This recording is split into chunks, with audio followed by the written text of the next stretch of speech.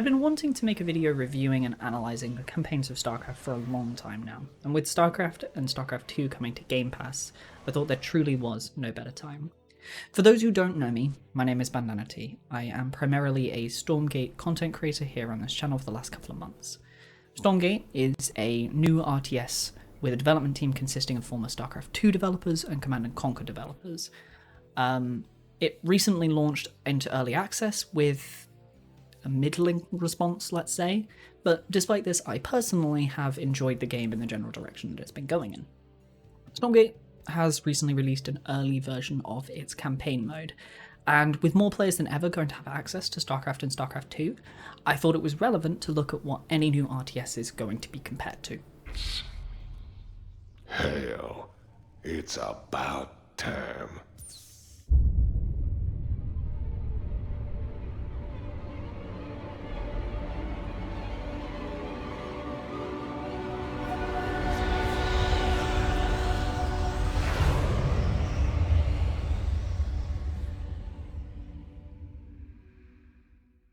Played a lot of RTS games as a kid, and whilst today I may be more of a competitive 1v1 player, single-player real-time strategy games still hold a very key place in my heart.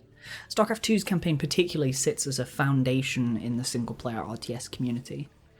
I'll start off by saying that I haven't played the Stormgate campaign yet, mainly because I've heard it's kind of dogshit, and partly because I don't want to spoil myself when I do eventually decide to play it, because I am kind of invested in the story and stuff.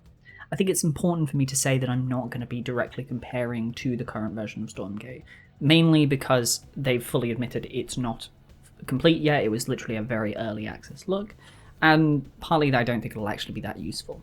But I still do want to have a heavy discussion around what's going to be important in its creation and the creation of any other RTSs that are currently in development. At the moment we have games like Zero Space and Battle Aces as well. I think any RTS is going to be compared to Starcraft and Starcraft 2. Before we dive into any of that though, let's first look at its predecessor, Starcraft 1, and its campaign series. It will also be available on Game Pass, so people are going to be looking at it as well. Starcraft 1 was released in 1999, so its campaign was comparatively limited, mainly due to technical limitations at the time. Base Starcraft came with 3 campaign stories, each with one of the different factions. Then also its Brood War expansion had 3 additional expansions, again with each of the different factions. The mission structure was fairly simple, usually just destroy a specific base or take a unit to a specified location, nothing complicated. I remember some of the later missions being more difficult as a child, yet when I came to replay them as an adult, I didn't really struggle as much. Despite this, I still remember fondly enjoying a lot of StarCraft 1's campaign as a kid, mainly because the game had the wonderful difficulty setting ability of cheats. In StarCraft 1, you could type in, "show me the money," and it would give you 10,000 of any resource, and I would literally just mass Ultralisks or battle cruisers or whatever the most expensive unit was, and then just run down every enemy. Cheats may be a thing of a bygone era, but I think we've already hit onto one of the first points that StarCraft 1 campaign does reasonably well, but StarCraft 2's campaign does really well, and that's catering to all different kinds of players. StarCraft 2 has varying different difficulty ranges, ranging all the way from easy to brutal. As far as I'm aware, the implementation of this difficulty setting mostly just increases the unit stats on the opposing units, as well as allowing them to use different kinds of units.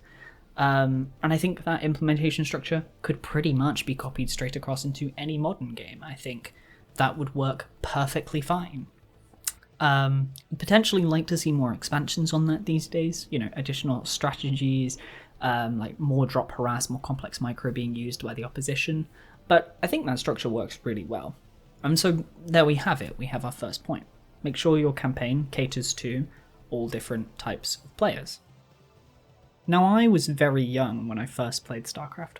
I must have been no older than 7, and I had no concept of a competitive game at this point. I mean, you've got to remember, for context, this was 2003. Esports was barely a thing, and my household at this point still had basic dial-up internet. You couldn't just look up a guide on YouTube or on the internet For me, the campaign acted as my guide to StarCraft.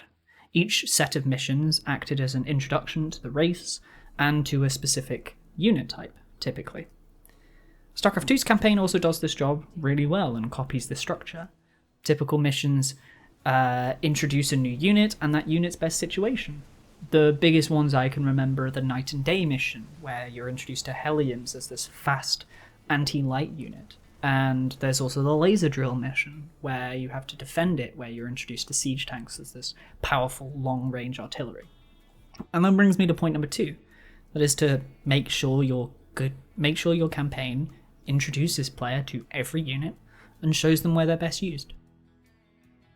Something I vividly remember and still really enjoy to this day about StarCraft 2's campaign specifically was the customization that we got over our armies out of game that would then affect our gameplay in the upcoming missions.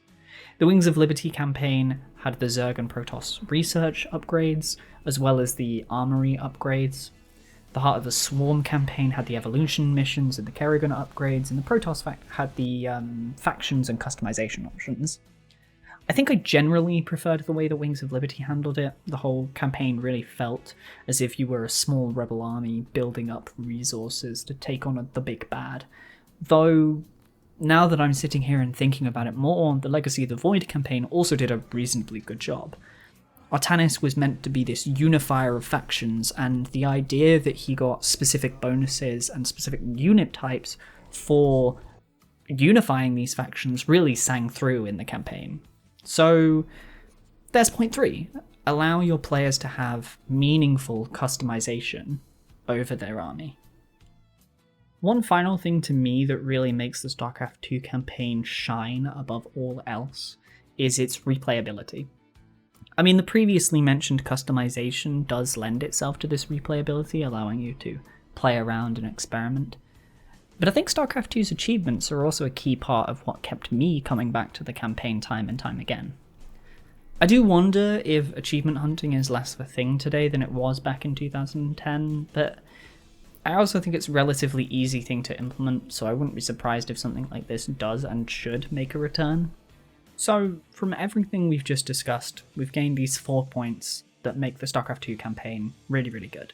1, that it successfully caters to all different types of players.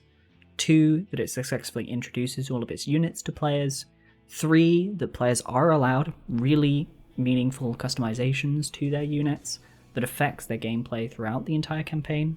And 4, that it's got pretty strong replayability.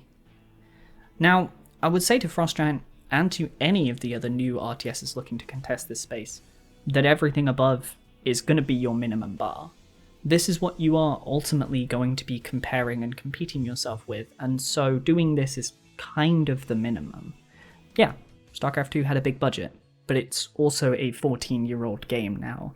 If you can't innovate something over 14 years with less resources, then why are people ever going to hop ship? So here's the really important question.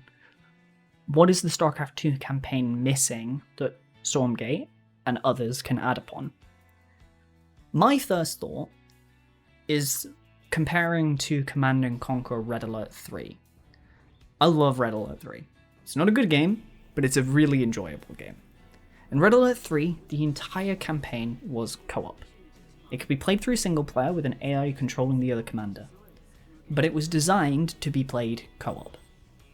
I don't think a campaign designed around co-op is good, but I think having the ability for another player to either observe or join in some variety during someone's single-player campaign would go a long way, especially for new players.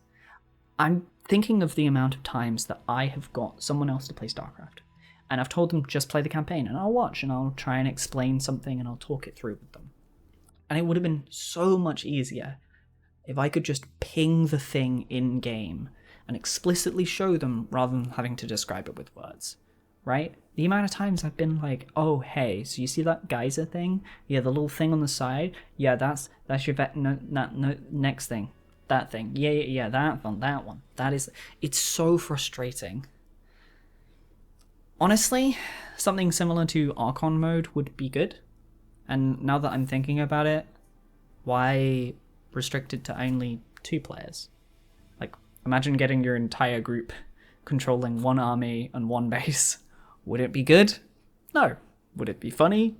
Yeah, extremely. And I think sometimes that's all the game needs to be. I think sometimes companies might be thinking a little bit too focused on just making a good game or their defined principle rather than trying to make an enjoyable game. The next major thing I can think of that's missing from StarCraft 2 campaign, and really all of the RTS campaigns at this point, is the feeling of your choices mattering. I think with Baldur's Gate 3 having come out, 2 years ago now, a year and a half ago now, I don't know how long ago, Baldur's Gate 3 has really changed the gaming landscape in a way that I think, is good, but slightly terrifying for all developers. Branching stories and developing stories is incredibly expensive because your players might just never see sections of a game that you've made. But if you're going to create a single player experience these days, giving your players a featured role should be very important. Now, you could argue that StarCraft 2's campaign had this already, and whilst I will acknowledge Wings of Liberty's ability to make certain choices where characters would literally live or die depending on what you did, but ultimately these missions were often tangents or very small side quests that were self-contained stories that didn't really have any impact or wider reaching features in the grand scheme of things.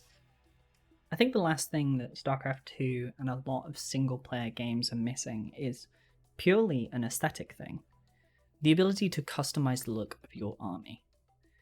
To all the competitive players, this is a completely minor, insignificant bullshit thing, but to a casual, being able to make my pinks jet, or to make my rhinos giant Shrek green, is so worth it and so good. I think aesthetic upgrades could even be included in the campaign as a side mission or something that you'd unlock, but I think it's something that would very easily help in letting players feel involved and attached to the army and the units and the world that they are being brought into. It's easy to overlook this as something unimportant, but I really do feel like it helps to drive home the point of actually making your players' decisions feel like they have impact. So overall, there you have it.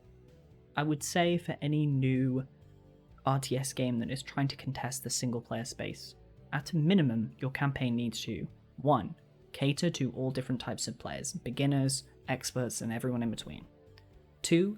Introduce players to the factions and units of the world, in-game. 3. It also needs to have some sort of customization for the players' armies, obviously specifically and exclusively in campaign mode. And 4. It needs to have some form of replayability, whether that be through achievements or branching stories or whatever, just as long as it keeps the players coming back to the game. As for what was missing that new games can capitalize on, well, StarCraft 2's campaign was sorely lacking in the ability for friends to enjoy it together. It was very much lacking in the ability for players' decisions to actually have long-term impactful meaning. It more felt like a movie that you were interacting with rather than a story that you were a part of. And more complicated aesthetic choices and customizations that you're allowed. I also asked my community what they thought and what they liked from the single player games. It was interesting to see that some of the highlighted points included things like the story being important, and learning aspects of the game, which I think is something we have already talked about. Another player also just spoke about a specific mission and was like, yeah, this mission had you multitasking in 3 different locations at a time and prioritizing which ones at different points and presenting just different challenges to the user that you normally wouldn't get during normal competitive play. And I think that really is important as well, is that like in a campaign mode you can really explore new possibilities in a campaign that you're just not going to get in a competitive format. And that's my thoughts. I hope you've enjoyed this. I'm sure many of you will have your own thoughts, and please drop them below. It's my intention to share this video with the wider Stormgate community in hopes that someone at Frost Giant will see this, or that any of the other RTS companies that are currently developing games right now will take it on board. So far, I'm personally enjoying Stormgate's competitive side, but I'm not in denial of its current faults and failings of its single-player mode, and I would be lying if I was not hoping for more out of Stormgate's current version of its campaign. As always, it has been lovely talking with you all. This video has been quite a lot of effort, mainly because there was footage from all sorts of different games, and just much more thought put into it than any previous videos, so I do hope you've enjoyed this. As always, my name is Bananti. Hope you have a wonderful day, and I'll see you guys next time. Bye!